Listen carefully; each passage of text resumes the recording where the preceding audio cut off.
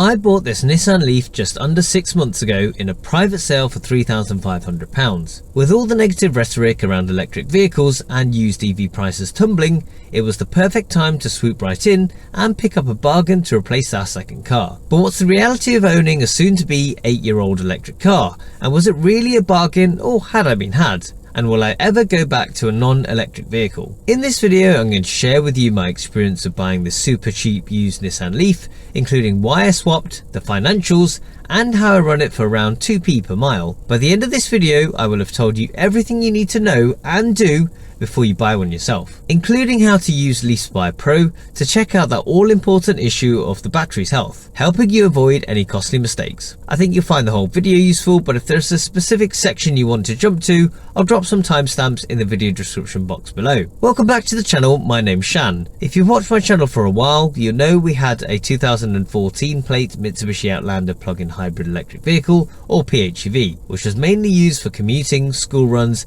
and other local commuting. We would charge this overnight to full via our off-peak electric vehicle tariff, more on this later, but the Outlander would only give us 18 to 20 miles of range in the summer and 16 to 18 in the winter, once the remote windscreen defrost had kicked in. This meant by the time we'd done the school runs or driven to and from work, the Outlander was out of battery and therefore reliant on its petrol engine, meaning any after-school activities or other trips were significantly more expensive and polluting, but less polluting than our 8-seater Citroen Space Tourer, which we used for our family of 6 outings and road trip holidays. The Outlander PHEV only had 5 seats. We've always wanted to go fully electric, eventually ditching our fossil fuel cars, and given that used EV prices are tumbling, it seemed like a good time to rerun the numbers. I'll show you how I worked out our numbers, and you can pause the video and work out your own numbers too. I'll also drop a link to this free spreadsheet that I've put together in the video description box below. In this second car, we do around 10,000 miles each year, around 50% on electric and 50% using petrol in our Outlander PHEV. Starting with electric, we achieved 2.14 miles per kilowatt hour.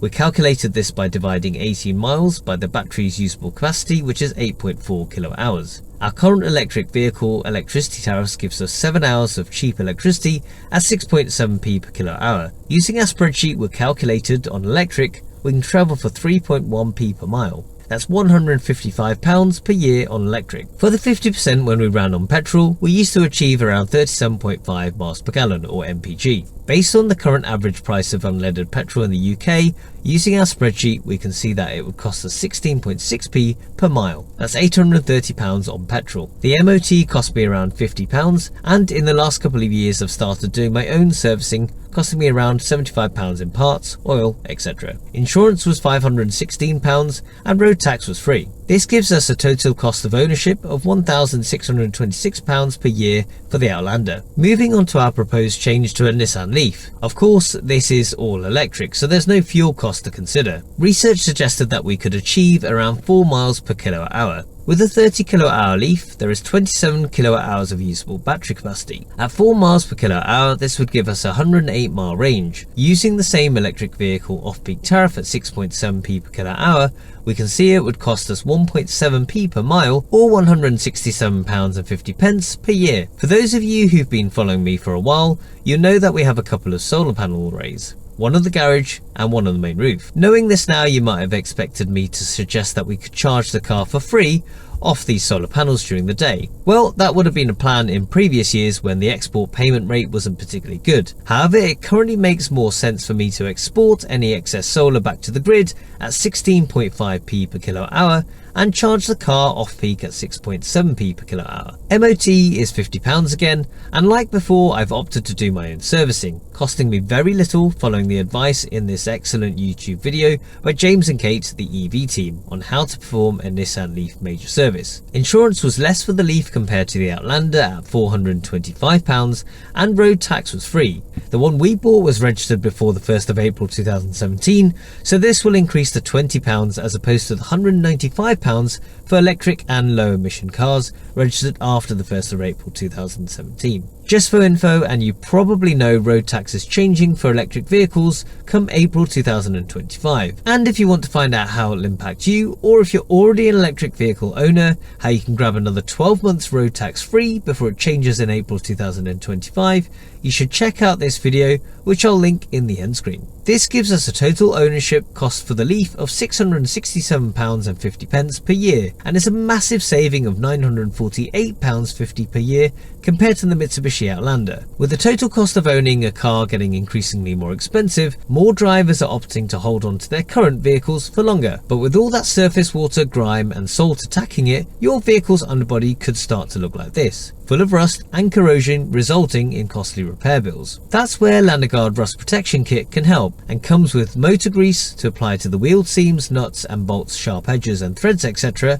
and the motor spray, which can easily be applied just about anywhere. Just avoid the brake discs and pads. This image is from the underside of our 2014 plate Mitsubishi Outlander plug-in hybrid electric vehicle, before I treated it with Lanoguard. This is what it looked like afterwards, and I think you'll agree the contrast is stark. If you want to reduce costly repair bills due to rust and corrosion, give your vehicle the Lanoguard treatment. And there's a channel link in the video description box below for £5 off your order. Now back to the video. If you're wondering how we're able to run our Nissan Leaf for around 1.7p per mile, then I'll explain that in a bit more detail now. This figure can be calculated by working out the total cost of charging the vehicle divided by how many real-world miles the car achieves. Let's look at a worked example now. Internal combustion engine or ICE car's fuel efficiency is calculated by working out the miles per gallon or MPG figure. For electric cars, the equivalent is the miles per kilowatt hour, which is a measure of the distance your car is averaging for each kilowatt hour of energy from the battery. Say I travelled 1000 miles in my Nissan Leaf, and to do this it required 250 kilowatt hours of electricity. This would give me an efficiency of 4 miles per kilowatt hour. To work out the cost of charging, I would multiply the 250 kilowatt hours by the price I pay per kilowatt hour. I exclusively charge at home on an electric vehicle tariff called NextDrive V5 tariff with E.ON. This gives me 7 hours of off-peak electricity from midnight till 7 AM at just 6.7p per kilowatt hour. And it isn't just car charging you can use at these cheap times. You can also schedule your dishwasher, washing machine, home storage battery, etc. to charge in this same cheap slot. And anyone can access these electric vehicle tariffs as long as you have a working smart meter and of course an electric vehicle. There are several energy companies who provide EV tariffs, but at the time of making this video, of the bigger providers, E.ON and Octopus Energy offer some of the most competitive rates. If you're thinking of joining E.ON or Octopus Energy, they both offer a £100 account credit split between you and the channel, and I'll drop some further details and the referral links in the video description box below. If you do choose to use our referral link, then thank you, it really helps keep the channel going. So going back to our example, we can work out the cost of charging our car by 250 kilowatt hours. To do this, we can simply multiply the 250 kilowatt hours by 6.7 pence, which is the price per kilowatt hour. This gives us a figure of £16.75. To work out the price per mile, divide the £16.75 by the number of miles driven, in this example 1000 miles, which gives us a final figure of 1.7p per mile when rounded to one decimal place. Okay, so you're interested in buying a first generation Nissan Leaf. The most common ways of doing this is through your used car dealership or garage or privately. A good place to look for potential Leaf options is Auto Trader. Have a fiddle around with the filters. I've set the age between 2014 and 2017 as you want to avoid the early pre-2014 beige interior models, which were built in Japan and had less robust battery chemistry, resulting in several battery issues. It's worth looking at the top spec Techno model, which will give you additional features such as a high-end Bose audio system, heated leather seats, all-round, and heated steering wheel. The last two items will come in handy and are an efficient way to keep you warm in the winter and reduce the need to turn on the car's heating, saving you a few miles. You can see here that there are a number of Leafs on for under £5,000. We bought our 2017 30 kWh Nissan Leaf with 58,000 miles on the clock privately for £3,500 via a Facebook group on Nissan Leafs. Standard Facebook marketplace is full of scam adverts, truly buyer beware. But if you're in a dedicated group, any suspicious ads are usually called out pretty quickly, and most people who have been in a group with other Leaf fanatics are more likely to have kept on top of their checks, recalls, etc. In the summer we tend to get an efficiency of around 4 to 4.5 miles per kilowatt hour. so around 108 to 120 miles of range for 27 kWh of usable capacity. In the winter, this efficiency drops to around 3 to 3.5 miles per kWh, so 81 to 95 miles of range for that 27 kWh of usable capacity. Given that we charge each night, this range is absolutely fine for us when used as a second car, but it's nowhere near the manufacturer's stated range of 153 miles now. Like with buying any other used car, it's important to get a HPI check and take some kind of used car checklist with you. There are of course some specific things you should know and check when buying a 24 or 30 kWh Nissan Leaf, and I'll go through these with you now. First up, before you do anything else, check whether the car you're looking at is a 24 kWh or 30 kWh model. These two models look exactly the same, so it'll be easy to mistake one for the other. The easiest way to check is to have a look at the label on the inside of the driver's door. If it says gross weight 1,945 kilograms, this would be the 24 kWh model. This one is the 30 kWh model and so says 1,970 kilograms. It's also important to figure out if the car has a 3.3 or 6.6 kilowatt onboard charger, as this will dictate how fast you can charge your car. To do this, you'll find a menu button here on the right of the steering wheel. If you keep pressing it, you'll eventually get to this screen here. As you can see, my Leaf only has a 3.3 kilowatt charger, which really isn't an issue as we exclusively charge at home overnight most days. If the one you're looking at has the 6.6 kilowatt onboard charger, then both figures and their respective charge times will be displayed. If you're going to be charging it out and about, you'll want to consider one with a 6.6 kilowatt onboard charger. And sorry if you can hear the rain, it has just started raining, which isn't unusual in the northeast. On to charging cables then. Typically your car should come with two cables. A slow charger, also known as a granny charger, which has a standard 3-pin plug and can be plugged into any socket, essentially allowing you to charge anywhere. If you're going to do this, make sure you avoid using multi-plugs or unwound extension cables and use a suitably rated socket. At the other end of your cable will be a Type 1 connector and goes into the charging socket on the right of your charging port. The other cable is known as a fast cable and at one end has a Type 2 socket which goes into a wall charger like this one. At the other end there is again a Type 1 connector and plugs into the same socket as our other cable. If the car you're looking at doesn't come with both of these cables, then it's not the end of the world, but it's well worth asking whoever is selling you the car to plug it in and make sure they're both working and the car is charging. If the car's missing a cable, you can use this as a bargaining tool to reduce the price accordingly. It's well worth having a look at Facebook Marketplace or eBay and picking up a used charging cable. To replace the 3-pin charging cable, you'll be looking at around £100 and the Type 2 to Type 1 fast charging cable around £50 for a second-hand item. Moving to under the bonnet. It's a good idea to check the front suspension struts, which can be found under these plastic trims. Basically what happens is the water runs off the windscreen, down the gap where the windscreen wiper arm attaches, and into this area here, essentially forming a well. It's usually worse on the driver's side than it is on the passenger's side. It's sensible if you end up buying the car to remove this rust with a wire brush, coat it with some Lanoguard and get some covers or suitably sized lids to pop over these areas and keep the water out. The ones I've used for mine are simply lids off a 500 Cadbury's hot chocolate pot. You've got to love some handy recycling. Okay, so moving back into the car, you should check that there is a SD card present behind the touchscreen. There's a couple of ways you can do this. The first is checking whether the sat-nav works. If there is no SD card present, the sat-nav won't work. The second way is to check that the SD card is physically in place, and you can do this by pressing the open tilt button and finding this panel below where it says map. If I remove this panel, you can see the SD card is present. Finally, and probably most importantly, check the traction battery health. And this is even more important because if you're looking at buying a first generation Leaf, it's more than likely that its battery warranty will have expired. You can simply read the number of battery bars on the dashboard, and there should be 12 in total. You can see that mine has 11. This is quite a crude way of assessing the battery health and should not be the only check you do, but it's a good starting point. To assess the battery health properly, you'll need an OBD2 dongle like this one, which cost me just over £20, and the Leaf Spy Pro app, which when I downloaded it cost me £12.99. Both one-off purchase prices, but a well worth the investment. I'll pop a link in the video description box below to these items. To use the dongle, simply remove this trim cover located above and to the right of the foot pedals. Line up and plug in the dongle. With your car turned on, open up the Leaf Spy app and connect your phone to the dongle via Wi-Fi. The first time you open the app, you'll need to go into the settings in the hamburger menu on the top right hand side side and change your model, year and battery size to the Leaf you're plugged into. You should also enable the service screen by ticking this box, as we'll need this later. You can see the state of health of the battery here. You can also see how many rapid chargers, QCs, and how many other chargers, L1, L2, the charger has had. You can also verify the number of miles on the clock. The most important part is the state of health percentage, as this represents your battery capacity. Before I purchased my Leaf, LeafSpy had the SOH at 81.1%, which is what I was expecting from the mileage and 11 battery bars this car displayed. This website suggests that when the 12th battery bar is lost, it represents a SOH around 85%. Thereafter, each remaining bar drops off at rough intervals of 6.25%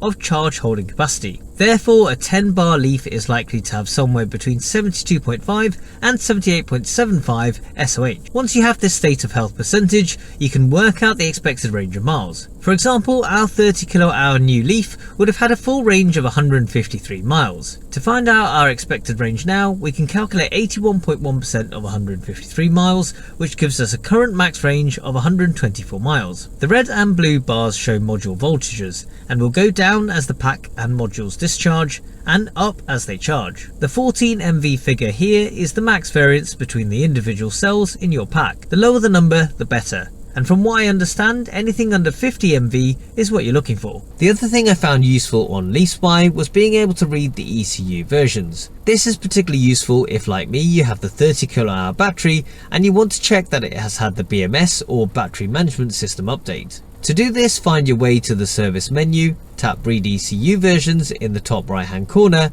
and wait for it to populate. And as you can see, there's a code next to HV battery. Mine says 4NR6B. If yours shows an A, it's not been updated and you'll need to do this via Nissan. The Nissan Connect app is nice to have, but not essential. When setting this up, you'll need to register your car via the Nissan website. You may need to contact customer services via email to have the car unlinked from the previous owner and registered in your name. Once all set up, the app allows you to remotely check the estimated driving range and time to completion. You can also remotely start and stop charging, and probably the most useful, turn on climate control. As I say, it's nice to have, but not essential, as you can do most of these functions, in particular scheduling the remote climate control via the center console. For balance, I think it's important to cover some of the shortfalls of buying a Generation 1 Nissan Leaf. The first, and the one we've covered previously, is the limited range. Around 80 miles in the summer and 60 miles in the winter for a 24 kWh Leaf, or for a 30 kWh like ours, you're looking at around 108 to 120 miles in the summer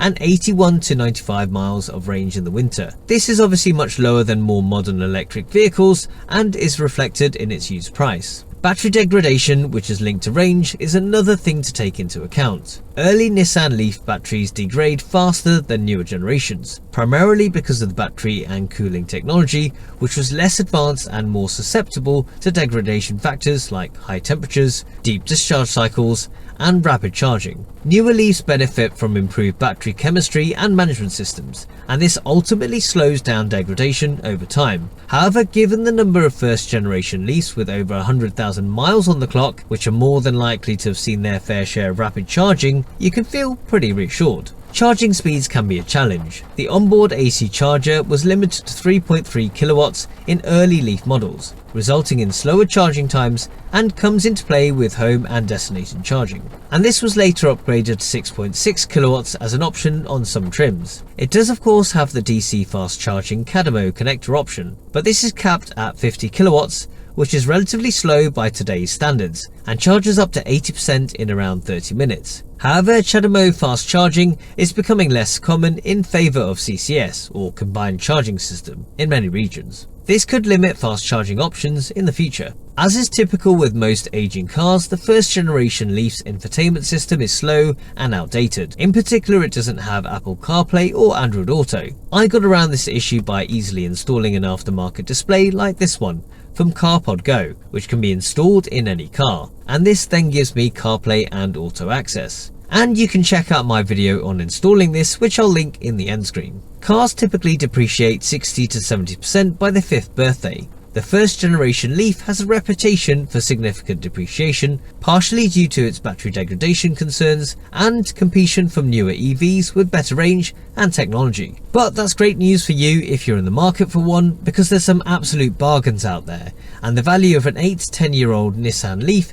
is likely to stabilise and not drop too much further. So is this first generation Nissan Leaf a bargain or one to avoid? Well, I think that very much depends on your driving needs and whether it's your main car. For us as a second car, this Nissan Leaf has been fantastic, easily covering our daily mileage and adds comforts like remote preheat and defrosting for those frosty mornings. Furthermore, it makes financial sense too, with the road tax changes coming up in April 2025. As mentioned earlier, we'll be making significant savings of around £950 per year, meaning that the £3,500 we paid for our Leaf will have paid for itself in just over 3.5 years, compared to running our Mitsubishi Outlander PHEV. If you're also in need of an affordable to run, easy to drive, second or low mileage car, and you can charge from home, then it's definitely worth considering a first generation Nissan Leaf. I hope you found that useful, and if you've got or are planning to get an electric car, you'll want to make sure you're on a cheap off-peak electric vehicle tariff, which is why you should check out this video over here. Thanks for watching, and I'll see you in the next one.